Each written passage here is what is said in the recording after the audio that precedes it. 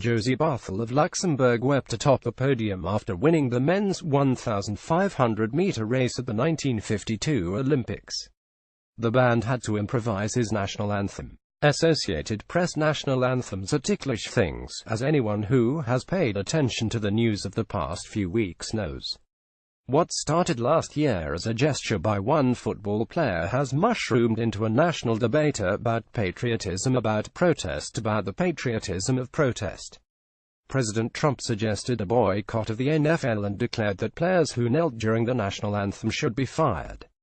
2 weeks later, Vice President Mike Pence walked out of a football game in Indianapolis, apparently on Mr. Trump's orders, after many players knelt.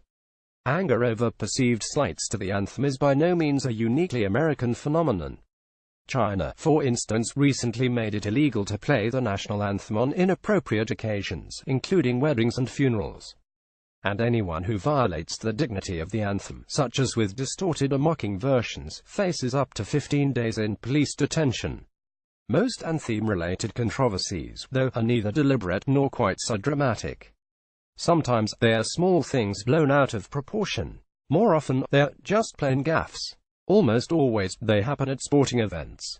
Here's a look at some of them, from the offensive to the funny to the simply absurd.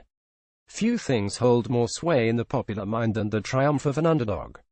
But imagine pulling off such an upset that the Olympic organizers don't even have your national anthem available. That's what happened to Josie Barthel of Luxembourg when he won the men's 1,500-meter race at the 1952 Summer Olympics in Helsinki, beating Bob McMillan of the United States and Werner Lueg of Germany.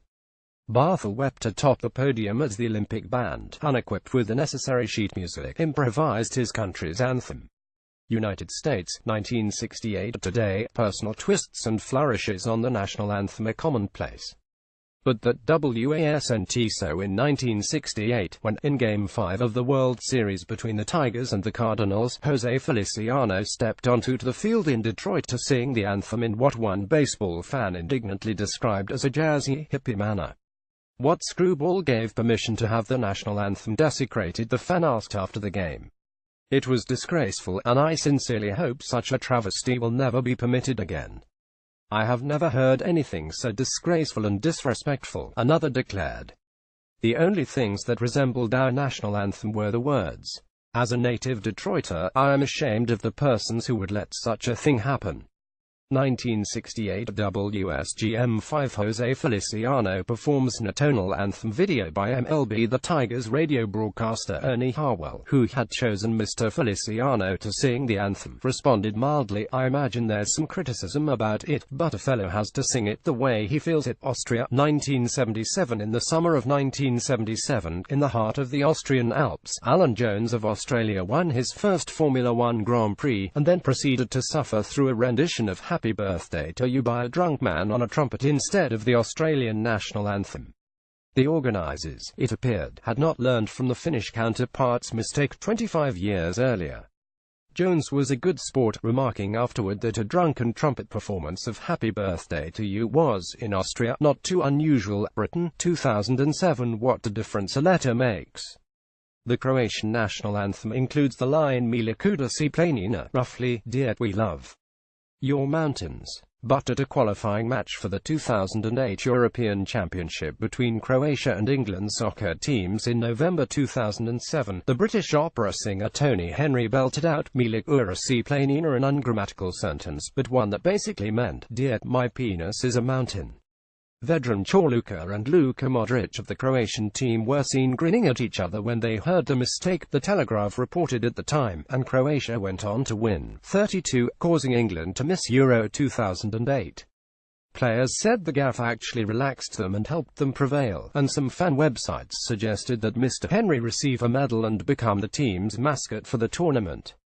Kuwait, 2012. No one who listened to the lyrics could mistake the fake Kazakh anthem from Sacha Baron Cohen's Borat for the real thing. Among other things, it asserts that other countries are run by little girls and have inferior potassium, but somehow, when Miria Dmitrienko of Kazakhstan won a gold medal at the Arab Shooting Championships in Kuwait in 2012, organizers played the Borat version. Ms. Dmitrienko listened, expressionless, as the song praised Kazakhstan's prostitutes for being the cleanest in the region, except, of course, for Turkmenistan's. At the end, she smiled slightly before turning and posing for the usual podium photos.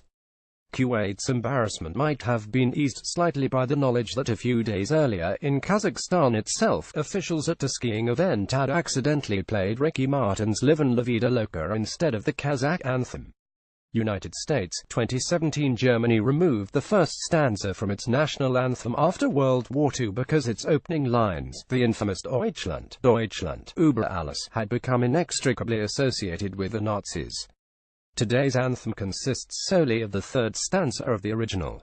But every so often, a foreigner doesn't know. In February, a singer hired by the United States Tennis Association sang the first verse of the anthem before a Fed Cup match between Germany's Andrea Petkovic and the United States' Alison Riske.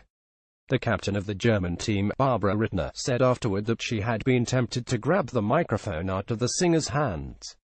"I have never felt so disrespected in my life," Ms. Petkovic said after losing to Ms. Riske. The Tennis Association apologized for the performance of an outdated national anthem and promised this mistake will not occur again. It had, however, occurred before. Back in 2008, Switzerland's national television station, SRG, ran subtitles of the complete anthem while broadcasting a European Championship soccer game between Germany and Austria, a mistake that a company spokesman called inexcusable. Follow Maggie Astor on Twitter at Maggie Astor.